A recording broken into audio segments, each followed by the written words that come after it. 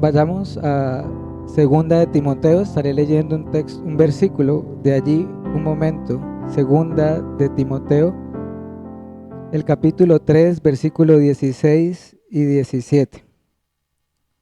Es un versículo que quizás conocemos bastante bien. Segunda de Timoteo, capítulo 3, versículos 16 y 17. Dice: toda la escritura es inspirada por Dios y es útil para enseñar, para redarguir, para corregir y para instruir en justicia, a fin de que el hombre de Dios sea perfecto y enteramente preparado para toda buena obra.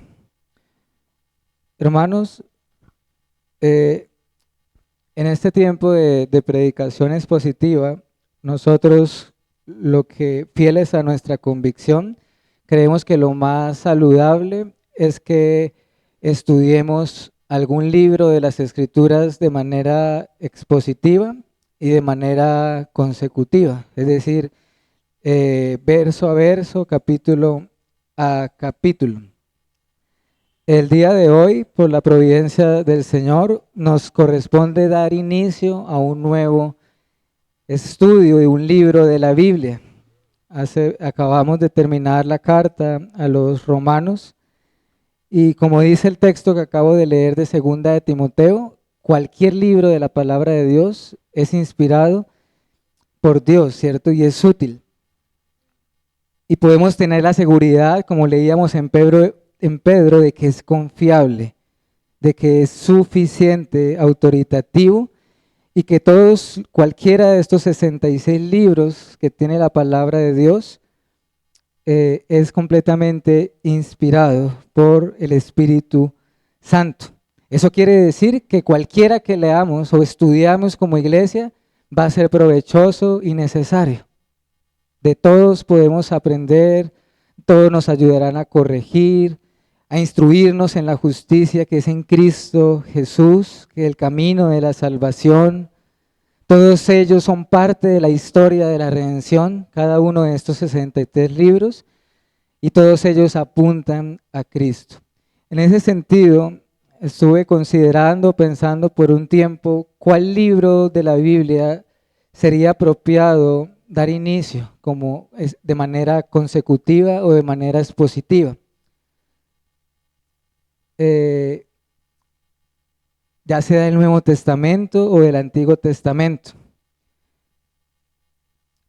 Como dice Corintios, todo se escribió para nuestra enseñanza. Cualquier libro de las Escrituras, todo lo que quedó escrito es para nuestra enseñanza.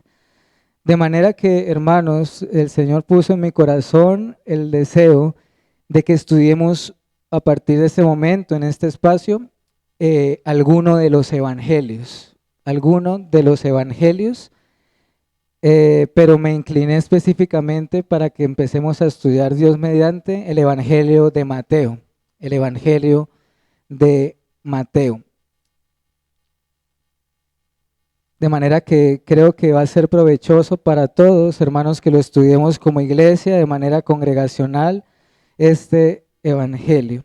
El día de hoy, durante el tiempo que tendremos, no vamos a iniciar con el capítulo 1. Esto será la próxima semana, si Dios nos concede. Por hoy, lo que deseo, hermanos y amigos, es presentar una sencilla introducción, una breve introducción del estudio de este libro, porque es necesario hacerlo. Cuando venimos a un libro de la Biblia de manera consecutiva, como lo hacemos nosotros, es necesario por lo menos hacer una pequeña introducción. Yo sé que quizás a muchos no nos gusta el tema de la historia y demás, pero se hace necesario para el bien de nuestro estudio sentar las bases de lo que veremos en adelante. Por lo tanto, les pido paciencia y que seamos sensibles ante esta necesidad de una introducción. De manera que lo que hoy veremos, hermanos, básicamente será una introducción de carácter histórico, pero necesario para ubicarnos en nuestra mente, en nuestro corazón, los evangelios. Y esas son las dos grandes preguntas en las que quiero enfatizar al principio. ¿por qué estudiar los evangelios y por qué estudiar particularmente el evangelio de Mateo? Entonces veamos la primera, ¿por qué estudiar los evangelios? Esa sería una buena pregunta para que veamos. Una es el texto que ya acabamos de leer. Cualquiera de los 4 evangelios, ¿cuáles son los 4 evangelios? Mateo, Marcos, Lucas y Juan. Cualquiera de los 4 evangelios es la palabra de Dios mismo. Eso ya sería motivo suficiente para estudiarlo, ¿cierto? Y no solo de manera congregacional, hermanos. Uno de mis deseos es que despierte en nosotros un hambre, una sed, para que nosotros en casa, privadamente, también estudiemos los evangelios.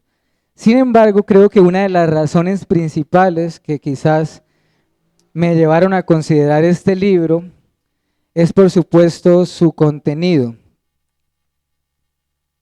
Hermanos, yo me hice una pregunta. Si tuviéramos que escoger un libro de la Biblia, de los 66 que hay, y solo quedara uno, ¿cuál escogeríamos? Claro, ustedes tendrán sus preferencias y dirían el que nos gusta, el que más nos gusta.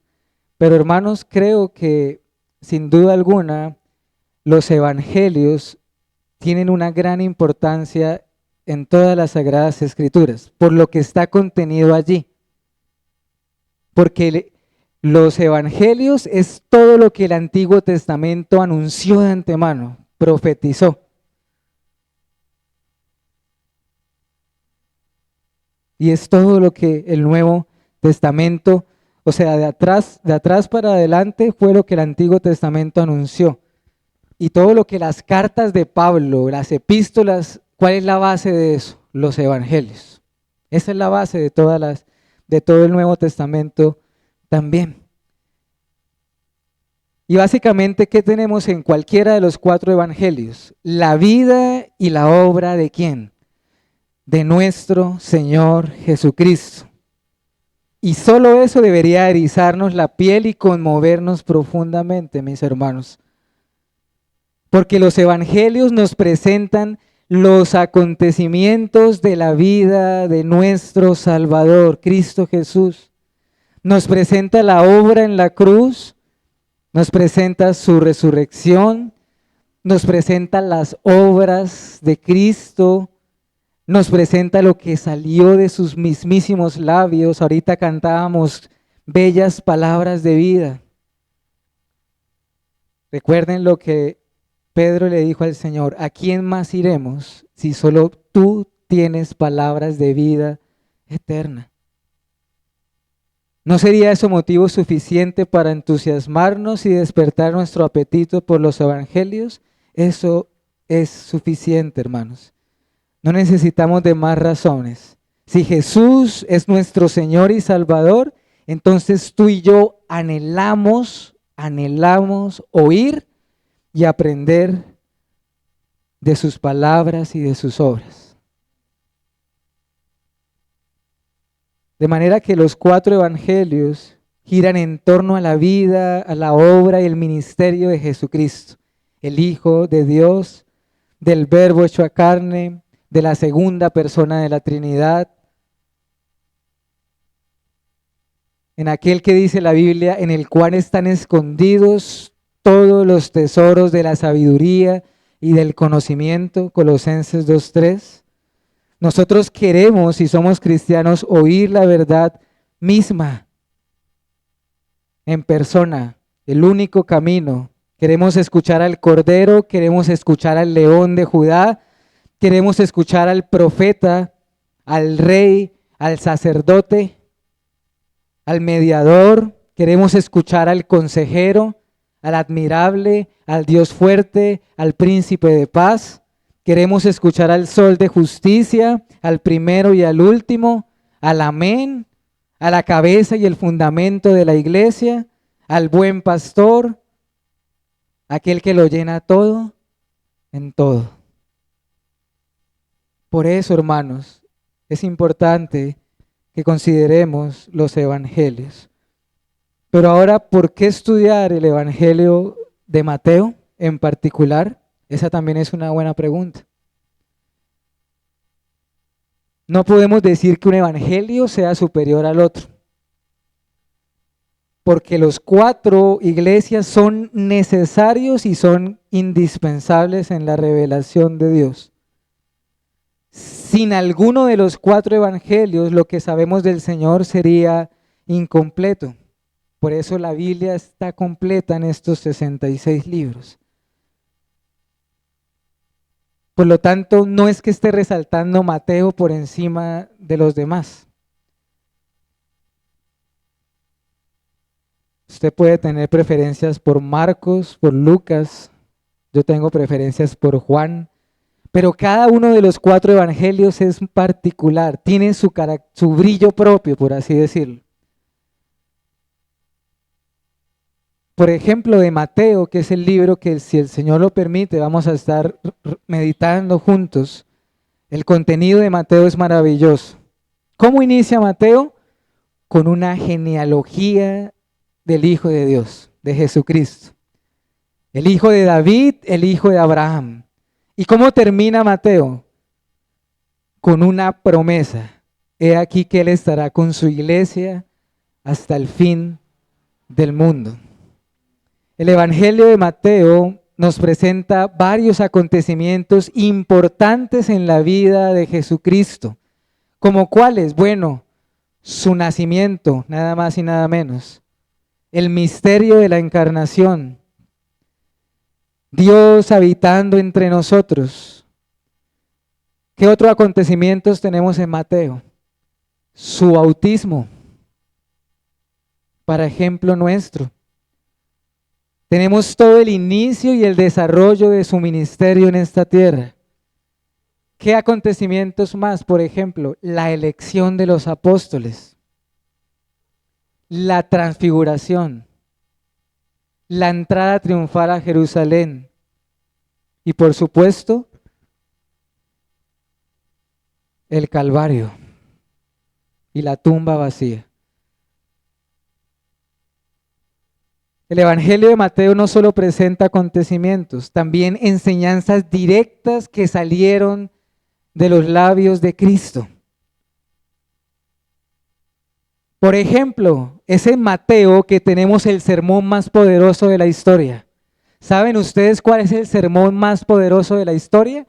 Hecho por el mejor predicador de la historia, el Sermón del Monte, que inicia con las bienaventuranzas.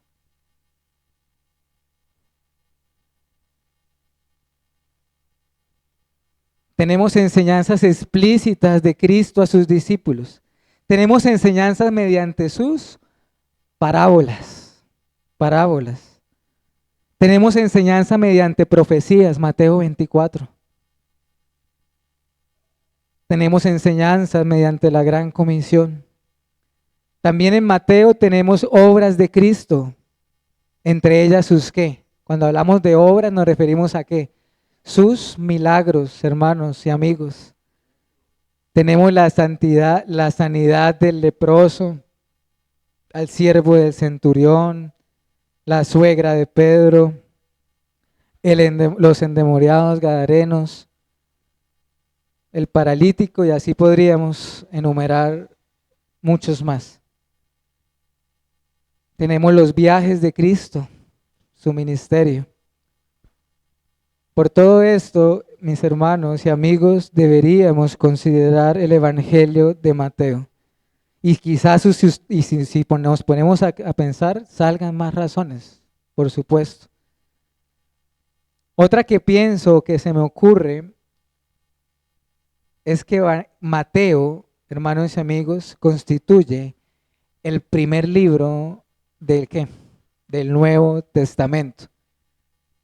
Aunque no fue el primero en escribirse, como veremos en un momento, en el canon de la Escritura quedó registrado como el primer libro del Nuevo Testamento. Y esto le da un valor significativo, importante,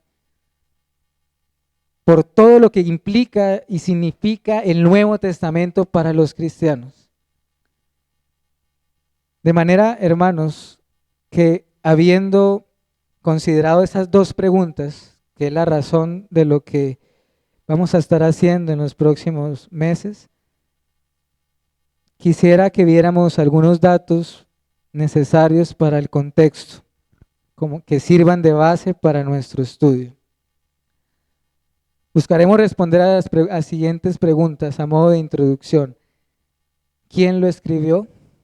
Que son las preguntas a donde siempre debemos remitirnos cuando iniciamos un estudio así. ¿Quién lo escribió? ¿Cuándo lo escribió? ¿Por qué lo escribió? ¿A quiénes lo escribieron? Si nosotros, ustedes pueden decir, ¿esto para qué? Hermanos, si nosotros no hacemos esas preguntas antes de venir a la escritura o un texto, hay peligro de interpretar equivocadamente el pasaje o el texto. De manera que las información o apuntes históricos que estaré mencionando los tomo de distintas fuentes, hermanos. Los evangelios sinópticos. ¿Ustedes recuerdan a qué se le llama los evangelios sinópticos? A tres en particular: Mateo, Marcos y Lucas. Son llamados de esta manera debido a ¿qué? ¿De qué vienen sinópticos? De similitudes. Son semejantes. Son notorias las semejanzas que hay entre esos tres evangelios.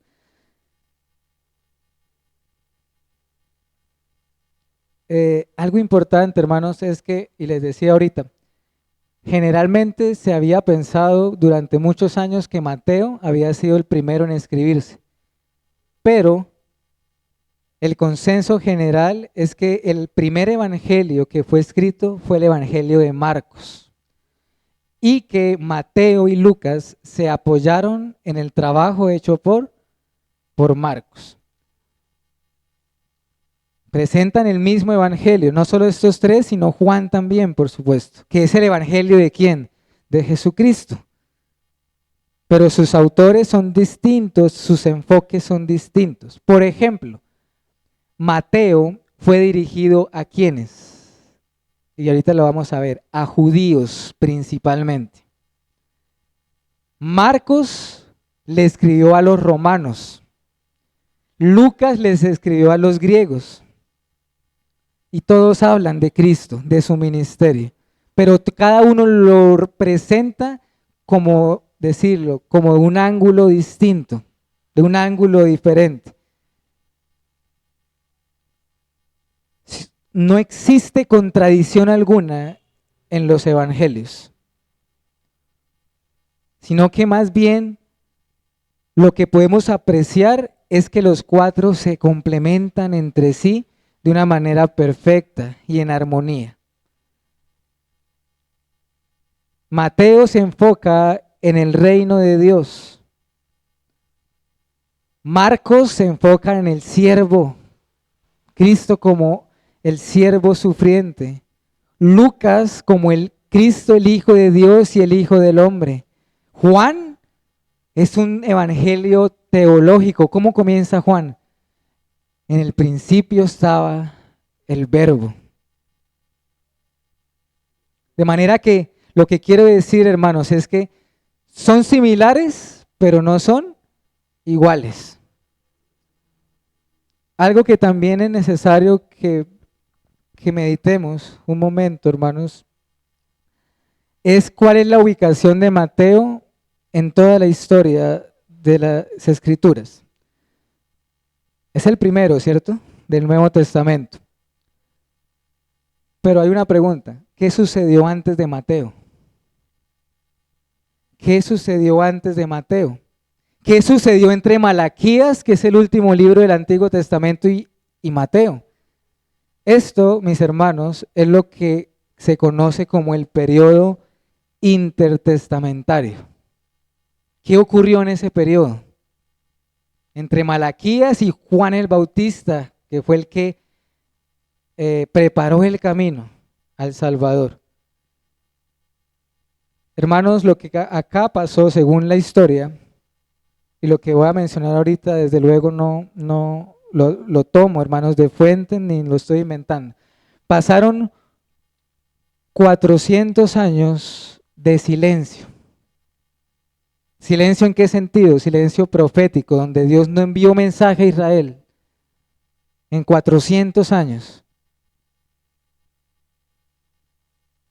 Durante todo ese periodo de tiempo, los judíos, el pueblo de Israel, fue profundamente influenciado por una cultura, la cultura griega. Israel, muchos se encontraban en el exilio también. Fue en esa época donde también, al tener esa influencia griega, hubo muchas interpretaciones alegóricas, lo que hemos visto en Génesis, por ejemplo.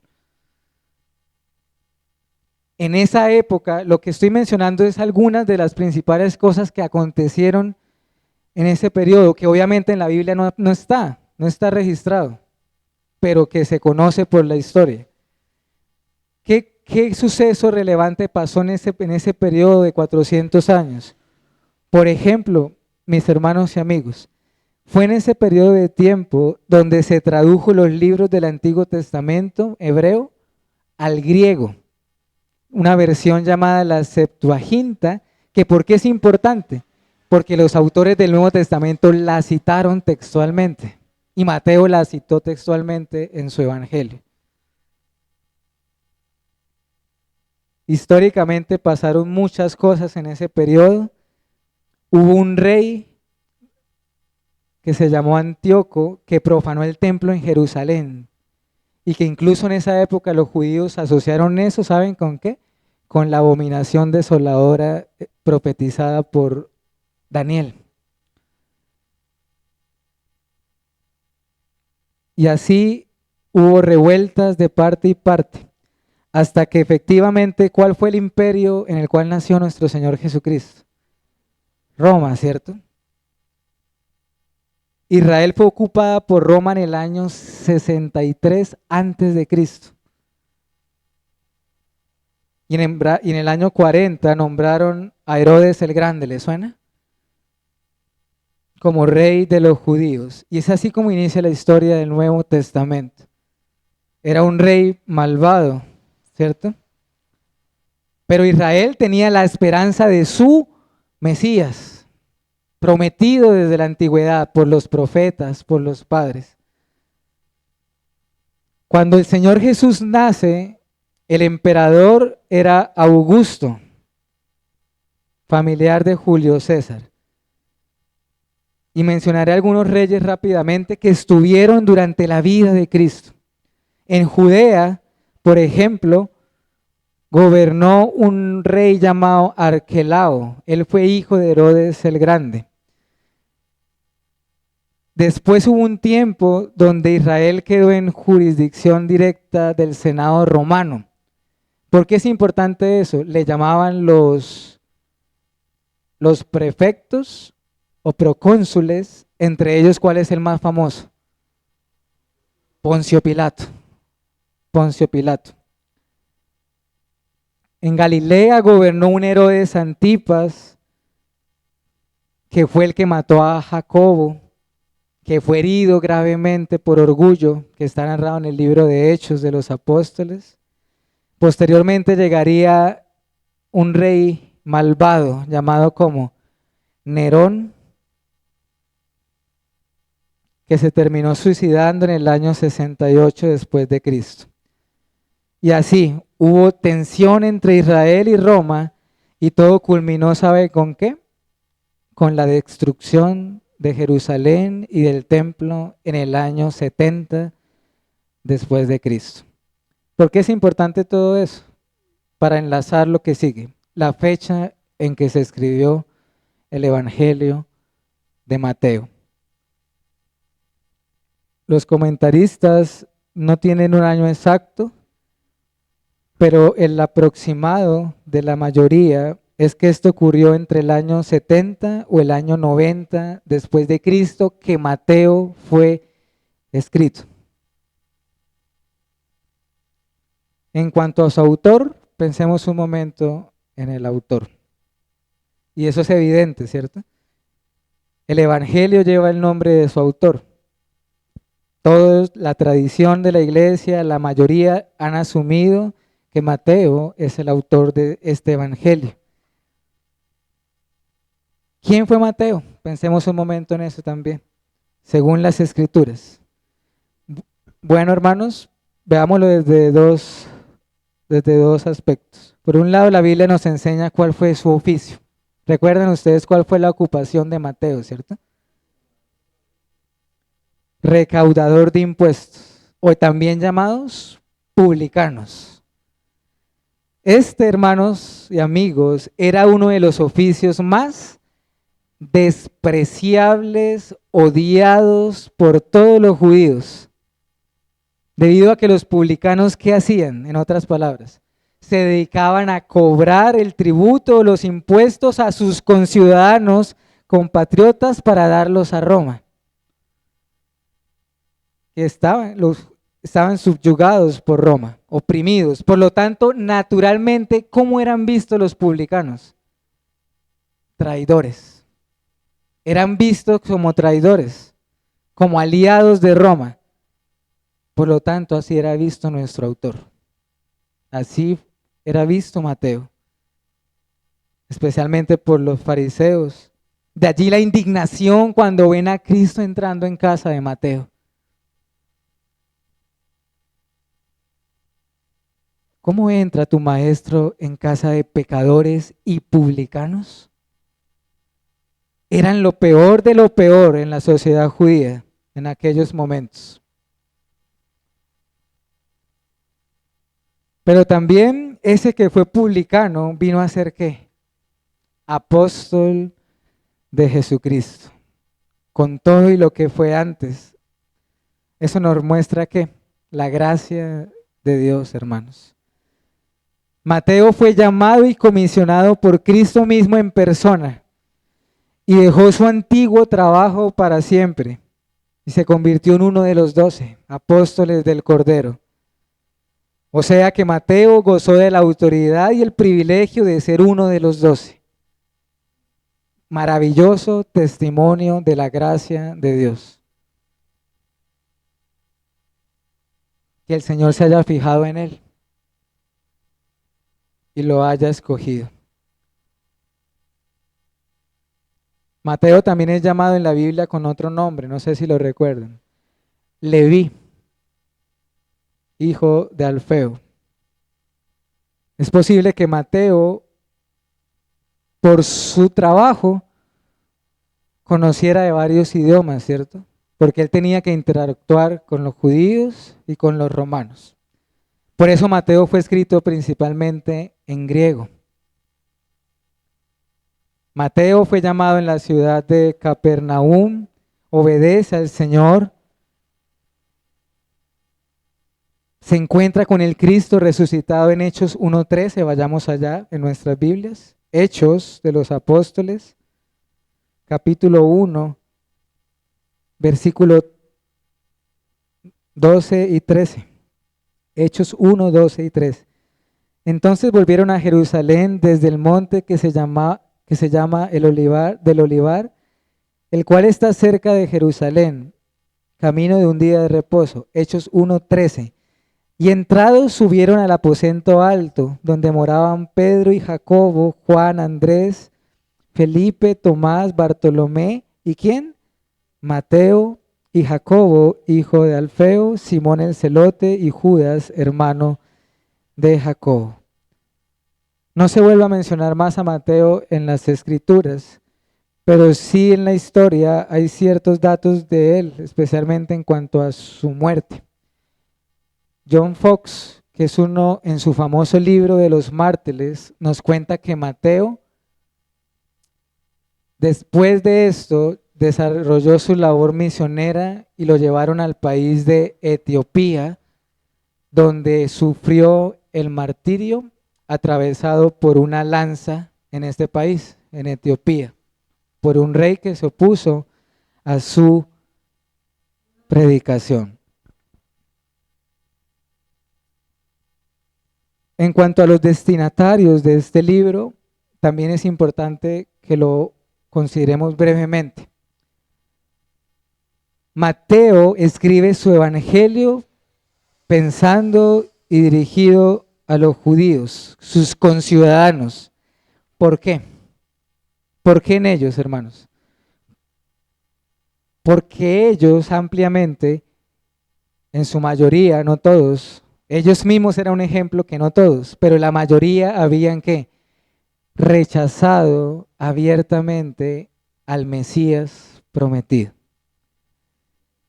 Y esa es la razón por la cual Mateo tiene en su libro un fuerte énfasis apologético. ¿Qué es apologético? Una defensa de Cristo como el Mesías prometido desde la antigüedad. Y por eso Mateo cita con frecuencia el Antiguo Testamento. Es más, un dato importante. De los 4 evangelios, es Mateo el que más cita el Antiguo Testamento. Y esa es una de las razones por aquellos a quienes él escribió en primera instancia. Cristo Jesús, el prometido por los profetas y por los padres de Israel, Abraham, Isaac y Jacob. En cuanto al título, es el Evangelio según Mateo, el Evangelio de nuestro Señor Jesucristo. Por eso quise que leyéramos al principio Pedro y Timoteo.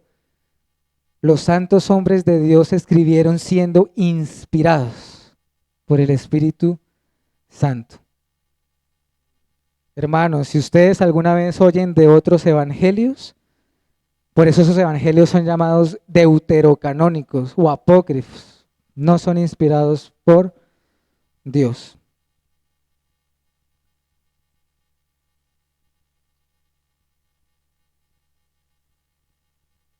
En cuanto al género literario, tenga en cuenta algo. Ninguno de los 4 evangelios es una biografía de Jesucristo. Ni Mateo, ni Marcos, ni Lucas, ni Juan tuvieron la intención de hacer una biografía de Cristo. Cada autor se propuso mostrar a Cristo con un énfasis especial de acuerdo a aquellos a los que ellos estaban escribiendo. Esta es la razón por la cual los evangelios no necesariamente se nos presentan en un orden cronológico de los sucesos. Tampoco tuvieron la intención de transmitirlo todo. Es más, acuérdense, creo que es Juan, no sé si ustedes me corrigen, que dijo, Jesús hizo muchas otras cosas más que no están escritas en este libro. De manera que estos autores no tuvieron esa intención, hermanos.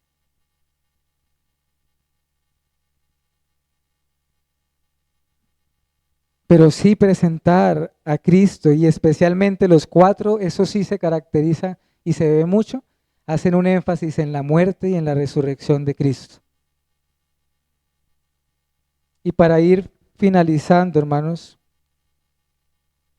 quisiera mencionar algo más. ¿Cuál es el tema principal de Mateo, del Evangelio de Mateo? ¿Cómo lo podríamos resumir? Mateo es llamado por muchos el Evangelio del reino de Dios, porque Mateo hace un fuerte énfasis en el reino de Dios y lo conecta con la llegada y la venida de Cristo, con la llegada del Mesías y del Cristo prometido.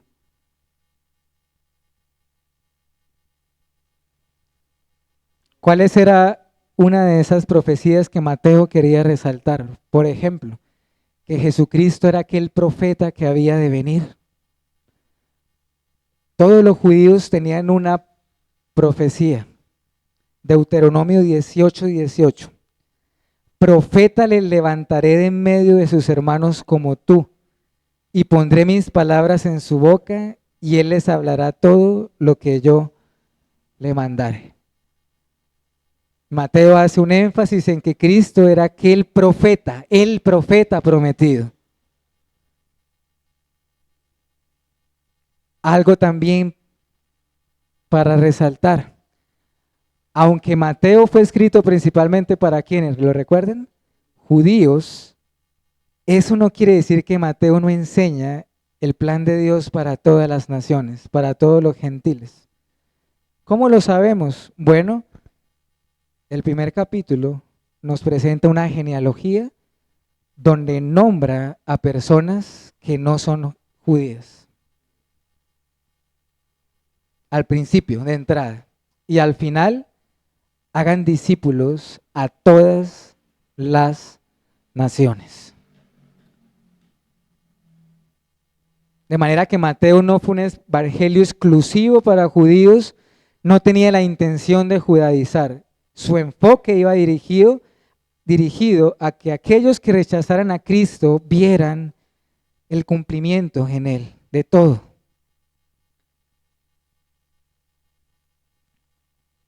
También existe una relación entre el Pentateuco. ¿Saben cuál es el Pentateuco?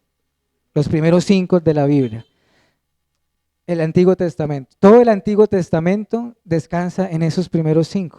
Génesis y la ley. De la misma manera en el Nuevo Testamento, todas las epístolas, por así decirlo, descansan en estos 4 evangelios. La cristología de Mateo es evidente, es cristocéntrico, nos muestra a Jesucristo, el hijo de David, el hijo de Abraham, nos lo muestra como el cumplimiento del pacto, nos habla de la deidad de Jesucristo. Cuando nos recuerda la profecía de Isaías, Dios con nosotros, ¿se acuerdan? El Emmanuel. ¿En dónde más podemos ver la deidad de Cristo en Mateo? En la transfiguración.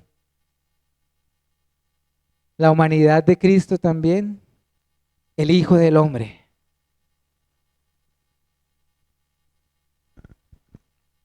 Leamos un texto, hermanos, donde se nos presenta el llamado de Mateo. Vayamos a Marcos, el capítulo 2, versículo 13 en adelante. Después volvió a salir al mar y toda la gente venía a él y les enseñaba. Y al pasar vio a Leví, el hijo de Alfeo, o sea, Mateo, sentado ¿en dónde? En el banco de los tributos públicos, y le dijo, sígueme. Y levantándose lo siguió. Y aconteció que estando Jesús a la mesa en casa de él, muchos publicanos y pecadores estaban también a la mesa, juntamente con Jesús y sus discípulos, porque había muchos que le habían seguido. Y los escribas y los fariseos, viéndole comer con los publicanos y con los pecadores, dijeron a sus discípulos, ¿qué es esto que él come y bebe con los publicanos y pecadores? Al oír esto, Jesús les dijo, los sanos no tienen necesidad de médico, sino los enfermos. No he venido a llamar a justos, sino a pecadores. Hermanos, cuando lleguemos a ese texto lo escudriñaremos, pero por ahora ténganlo en mente, porque aquí está el evangelio de la gracia. Tú y yo somos cual Mateo, indignos, pero eso es lo que el Señor Jesucristo dice. Él no vino a llamar a los justos o a los que se creen justos, sino a los pecadores. Finalizo con las últimas aplicaciones, hermanos. Estemos agradecidos al Señor por su palabra, por cada libro de la Biblia, especialmente por los evangelios. ¿Cómo conoceríamos el evangelio de Jesucristo sin los evangelios? Hermanos, les animo a que tengan la mejor disposición y que esto despierte nuestro apetito por las Escrituras y por su palabra. Es la palabra la que Dios usa para convertir a los hombres a Cristo y edificar a su pueblo. Y en últimas, los evangelios solo nos recordarán algo, iglesia, nuestra esperanza. Nuestra fe y nuestra mirada ha de estar solamente en Cristo. Si Romanos nos enseñó acerca de la sola gracia, la sola fe, los evangelios nos enseñan el solo Cristo, hermanos. puestos los ojos en Jesús, el autor y el consumador de la fe. Oremos. Padre Celestial, te doy gracias por el tiempo que nos has dado. Y sé que ahorita no hemos visto un texto en particular. Yo te pido, Señor, que despiertes en nuestras almas un sincero deseo de conocerte.